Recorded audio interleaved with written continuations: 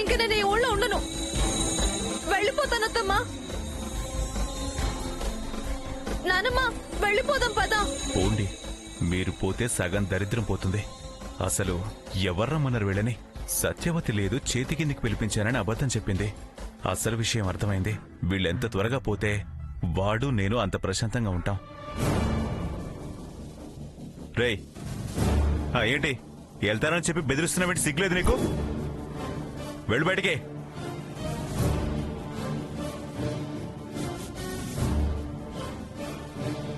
నానమ్మా ఏంటి ఇంకా నిలబడ్డావు? ఎదుగు, తీసుకో, బ్యాగ్ తీసుకో. ఓసిని ఓవర్ యాక్షన్ ఏం బిల్డప్ ఇస్తున్నావే? పోవే తల్లి పో, నీ మొహం చూడలేక చస్తున్నా.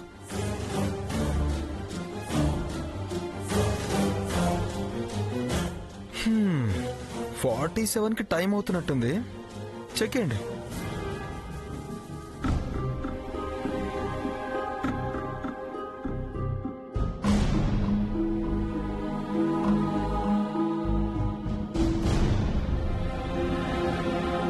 ఏంటే వెంకటలక్ష్మి, ఏంటంటున్నా? మా ఆయన వాడు ఉన్నారని ఏం మాట్లాడలేదు, వెళ్ళిపోవడం ఏంటి? అవునమ్మాయి గారు, మీరు వెళ్ళిపోతే ఎలాగా? అంత అవమానం జరిగాక అది మాత్రం ఎలా ఉండగలుగుతుందే దుర్గా? చివరికి ఆ తులసి వాలు జడకి దిష్టి తీసే కర్మ పట్టాక ఇంకా రేపటి నుంచి దాని ముందు తల ఎలా ఎత్తుకుని తిరుగుతుంది? దాని మొహం చూస్తూ ఎలా ఉండగలుగుతుంది? కొంచెంలో తప్పింది, లేకపోతే దాని జుట్టు మన చేతిలో ఉండేది. పని కాలేదు, అవసరం మిగిలింది. దానికి ఇంకా తెలియకపోతే వెక్కిరింపులు ఎక్కువ అవుతాయి. దానికి దడిచి మనం పారిపోతే దాని విలువ మనమే పెంచిన వాళ్ళం అవుతాం. మనం వెళ్ళిపోతే ఆ ఆదిత్య నీ మీద మనసేలా పడతాడే? నాకు నమ్మకం లేదత్తయ్యా. బావంటే ఇష్టంగా ఉన్నా దాని చూపుకు తట్టుకుని ఉండటం కష్టం. చూడు, ఎక్కడ పోగొట్టుకున్నావో అక్కడే వెతుక్కోవాలి. అవమానానికి ప్రతీకారం తీర్చుకోకుండా పారిపోవడం పిరికితనం అవుతుంది. అవతల వాళ్లకి లేని బలం మనమే కలిగించినట్టు అవుతుంది. దెబ్బకి దెబ్బ అన్నట్టు పట్టుదలుండాలే కాని వెళ్ళిపోవడమేంటి పిచ్చితనం కాకపోతే? అవునవును, ధైర్యంగా దాని చెంప పగలగొట్టి శభాష్ అనిపించుకున్న దానివి ఇప్పుడు వెళ్ళిపోతానంటావేంటి? పందెం కోళ్ల పోటీ పడాలే కాని పోతాను అనకూడదు. నిన్ను పిలిపించింది అందుకేగా. అయినా నీ వెనకాల నేనున్నాను కదా. ఒక అవమానానికి 100 అవమానాలు. ఒక్క దెబ్బకి 100 దెబ్బలు కొట్టు. నీ చెయ్యి మేలేసిందని, నిన్ను పని మనిషి అందని నేను దాని చెయ్యి మేలేసి నీకు సారీ చెప్పించాను. అలా ఉండాలే. అవమానానికి పంతం పెంచుకోవాలి కాని ఫలాయనం చిత్తగించకూడదు. దేనికైనా టైం రావాలి వెంకటలక్ష్మి. ఆ టైం కోసం మనం ఎదురు చూడాలి. ఓపిక ఉన్న వాళ్లకే గెలుపు. నా పరువు నువ్వు కాపాడాలి, నా మెప్పు నువ్వు పొందాలి, ఆదిత్య మనసు గెలవాలి, దాన్నే గెలవాలి. అదే నీ ధ్యేయం కావాలి. అది దుర్గమ్మకు కావాల్సింది. నువ్వు కోరుకున్నది నీకు దక్కాలి అంటే దాన్ని రెచ్చగొట్టాలి, దాన్ని దెబ్బ కొట్టాలి. నీకు అత్తయ్య సపోర్ట్ ఉందిగా, నా సపోర్టు ఉంది. నా సాయం కూడా ఉంటుంది, నువ్వేం వరి అవ్వద్దు. ఇదిగో వెంకటలక్ష్మి, దాంతో 100 సార్లు నీకు నేను దిష్టి తీయిస్తాను, సరేనా? నాకు కావాల్సింది అదే అత్తయ్యా. అయితే నీకోసం ఏదైనా చేస్తా. ఇంకా దాన్ని వదలను, ముప్పు తిప్పలు పెడతా. అది అలా ఉండాలి. పిన్ని, దాని లోపల తీసుకెళ్ళు, బ్యాగ్ తీసుకెళ్ళు. రావే వెంకటలక్ష్మి, రా.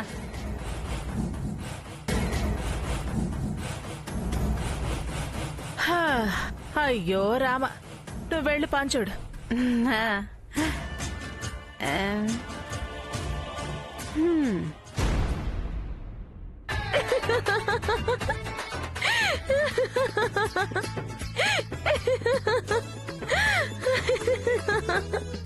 ఏయ్, ఏంటే ఎందుకు అంతలా నవ్వుతున్నావు? ఆడపిల్ల అంత పగలబడి నవ్వడం మంచిది కాదు. నవ్వడానికి ఆడేంటి మగేంటి ప్రియా? నా ఫీలింగ్స్ ని ఎంజాయ్ చేయని. ఏమిటా ఫీలింగ్స్? ఎందుకా నవ్వు? ఎందుకంటావేంటి ప్రియా? ఆ వెంకటలక్ష్మి నా జడకు దిష్టి తీస్తుంటే దాని ముఖం చూడాలి. పైకి ఏడవడు ఒక్కటే తక్కువ. లోపల ఎంత కుమిలిపోయిందో నేను చూడగలిగాను. వామ్మో, ఆ మొహం గుర్తొస్తే చాలు నాకు నవ్వు ఆగడం లేదు.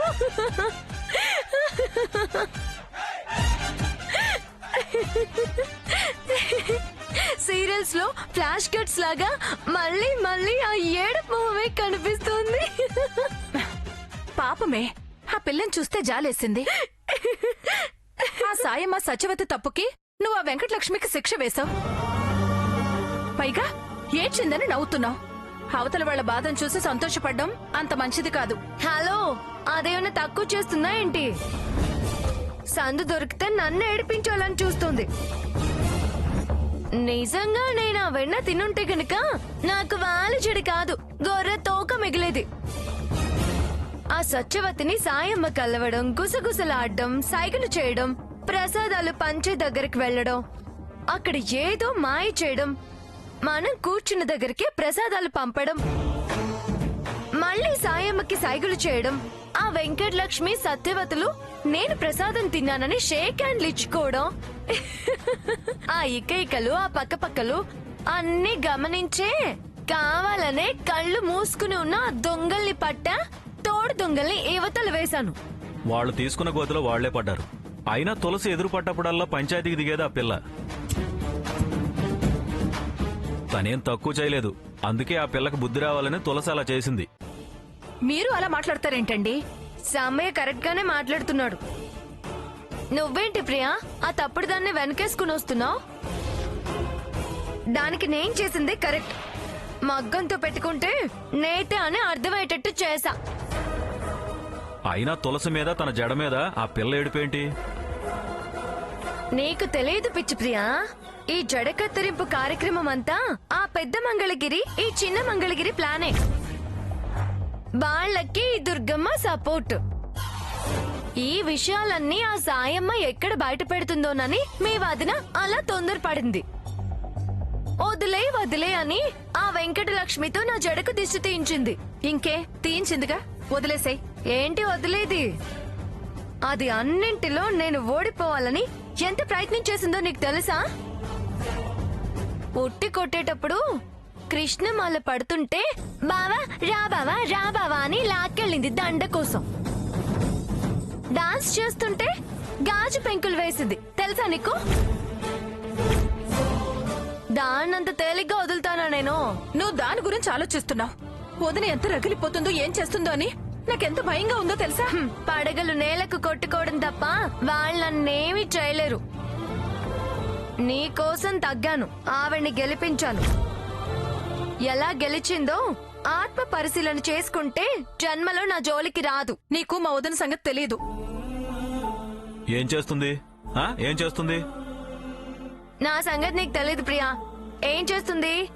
పని మనిషిగా కూడా పనికిరాని ఆ తాబేలు చిప్ప మొహం దాన్ని కోడలుగా చేసుకుంటుంది, అంతేగా?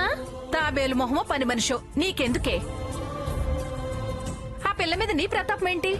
దాని మీద కక్ష గట్టి కత్తి దూస్తావెందుకు? నువ్వేమన్నా ఇంటికి కోడలుగా వెళ్లాలనుకుంటున్నావా?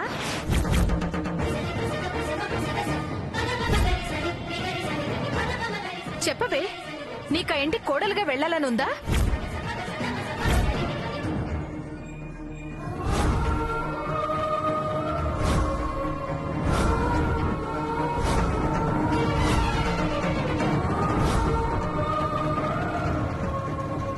ఏంటి మాట్లాడువు? అడిగిన దానికి సమాధానం చెప్పకుండా ఆలోచిస్తావేంటి? చెప్పవే. ఏం ఆలోచిస్తున్నావు తులసి? గుర్రాలు ఎగురుతాయా అని.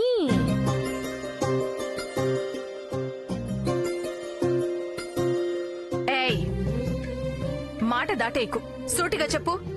ఈ పూట డిన్నర్ ఏంటి ప్రియా? నీ తలకాయ్. Oh no no no no no no no, తెలివైన బుర్రల్ని ఫ్రై చేసుకోకూడదు Priya. No no no no no.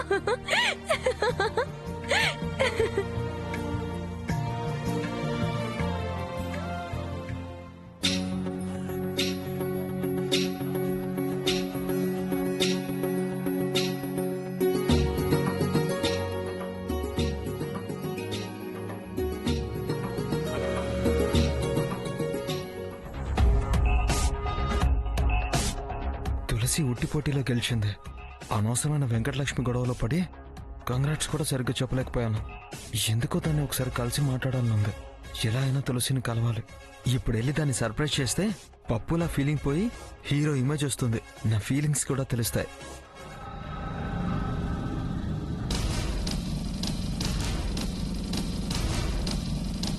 Aditya ఎక్కడికి వెళ్తున్నాడప్పా?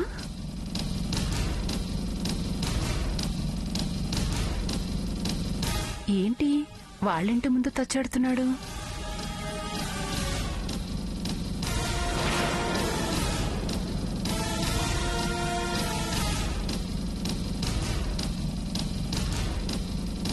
అమ్మో, ఈ విషయం దుర్గమ్మకు చెప్పాలి.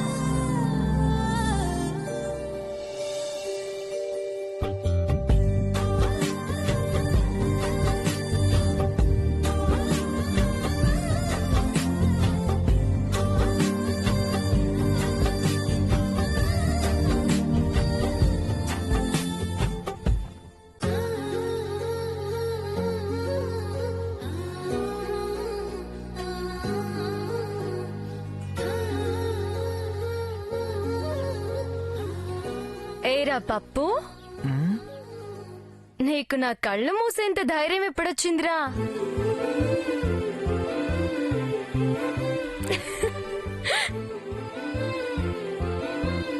ఎలా కనుక్కున్నావే? ఇందులో పెద్ద లాజిక్ ఏముందిరా? నా కళ్ళు నా ఫ్రెండ్స్ తప్ప ఎవరూ మూయలేరు. వాళ్ళెవరు ఈ టైంలో రారు. ఇంకా నాతో అంత క్లోజ్ గా ఉంటున్నది నువ్వే కదా. బాలే తెలివైందనివే. అది కొత్తగా చెప్పేదేముందిరా? బై బర్త్ నీకు తెలిసిందేగా. అది సరే, ఈ టైంలో ఎందుకు వచ్చావ్రా? గుళ్ళో వెంకటలక్ష్మికి బాగా బుద్ధి చెప్పావే. అక్కడ మెచ్చుకోవడం కుదరదుగా, అందుకే ఇలా వచ్చా. మీ అమ్మకి చెప్పొచ్చావా? ఆ వెంకటలక్ష్మిని కూడా వెంటేసుకురాకపోయావా? ఏయ్, ఏంటి వెటకరమా? అభిమానంతో వస్తే అమ్మకు చెప్పొచ్చావా, దాన్ని తీసుకురాలేకపోయావా అంటావంటే? మెచ్చుకున్నందుకు కనీసం థ్యాంక్స్ అయినా చెప్పొచ్చు కదా. మనలో మనకి ఫార్మాలిటీస్ ఏంట్రా? నీ ఎంట్రీ ఆ దుర్గమ్మకి గనక తెలిస్తే నీకు చేస్తుంది సన్మానం. అది అదిరిపోతుంది. భయపెట్టకే, కలిసిన సంతోషం కూడా లేకుండా చెయ్యికే. ఆదిత్య, ఆది, ఆది, ఎలా ఇప్పుడు? ఏం చేయాలి ఇప్పుడు? మమ్మీ చంపేస్తుంది. దాక్కురా, త్వరగా దాక్కు. ఎలా ఇప్పుడు? రే, మంచం కింద దూరు.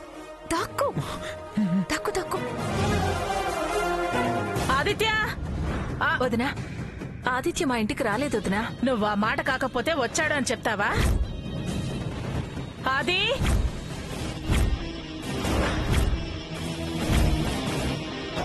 వాడు ఈ టైంలో మా ఇంటికి ఎందుకు వస్తాడు చెల్లెమ్మా? వరుసల తర్వాత ఎందుకు వస్తాడో కొందరికే తెలుస్తుంది.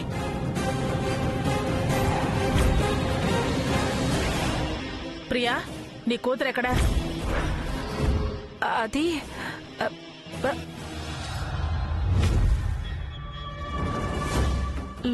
లోపలుంది వదినా.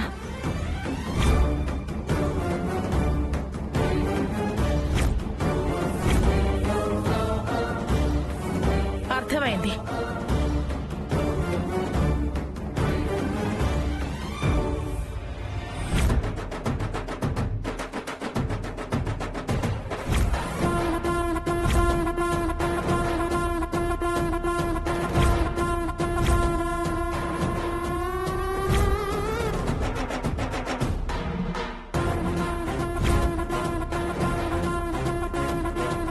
ఆదిత్య,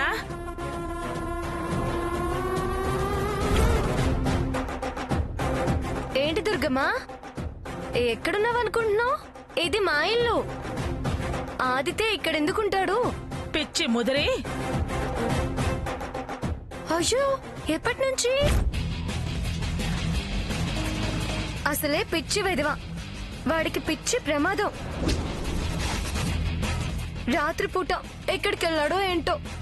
వెతుకు, వెళ్ళి వెతికి అర్జెంటుగా ఇంటికి తీసుకెళ్ళు. ఏయ్, ఏం వాగుతున్నావు?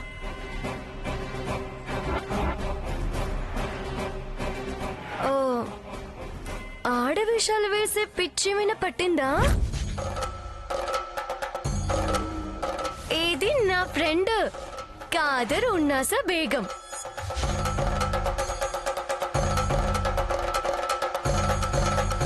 కావాలంటే చూడు.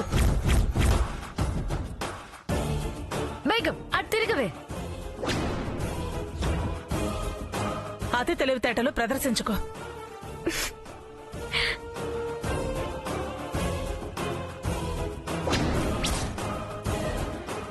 రా దుర్గమ్మ, నీ కళ్ళకు కూడా నెయిల్ పాలిష్ వేస్తా.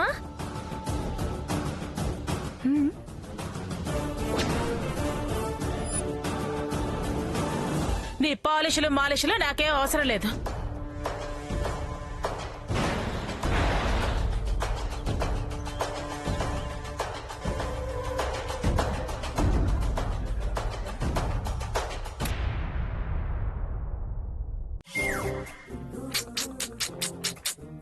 చీరలు నువ్వు భలే ఉన్నావురా.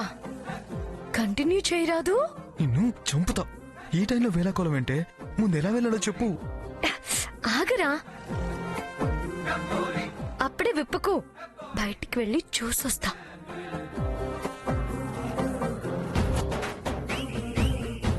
వెళ్ళిందా దుర్గమ్మ? బేగం ఎప్పుడొచ్చిందే? నువ్వు వంటింట్లో ఉన్నప్పుడు.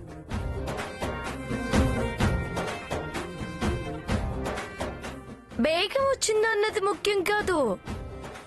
అసలు ఆ దుర్గమ్మ ఈ టైంలో ఆదిత్య ఆదిత్య అని రావడం ఏంటి?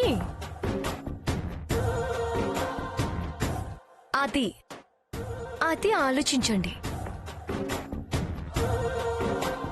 బేగం, నువ్వు రావే.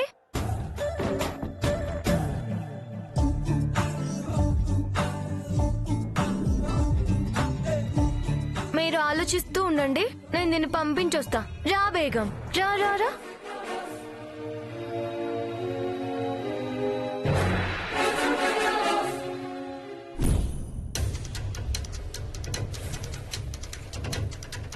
వెంకటలక్ష్మి, ఇలారా. ఏంటి మావయ్య? నువ్వు వచ్చిన దగ్గర నుంచి చాలా కంప్లైంట్స్ వింటున్నా. నీకు తులసికేం పోటీ? తను ఎదురుపడ్డప్పుడల్లా తగు పెట్టుకుంటున్నావట. వచ్చిందానివి వచ్చినట్టు వెళ్ళు. గొడవలెందుకు? అది నా మేనకోడలు, ఆ విషయం తెలుసుగా. మాకు ఎన్నైనా ఉండొచ్చు, అది మా కుటుంబ వ్యవహారం. అది నీకు అనవసరం. అందరితో కలిసి ఉండడం నేర్చుకో. పైగా తనేం పరాయిది కాదు, మనం బంధువులం. సఖ్యతగా ఉండాలి. అవును, గుళ్ళో కూడా చాలా రచ్చ చేసావట. ఇదేమీ మంచి పద్ధతి కాదు. నాకిలాంటివి నచ్చవు. ఏంటండి నచ్చవు అంటున్నారు?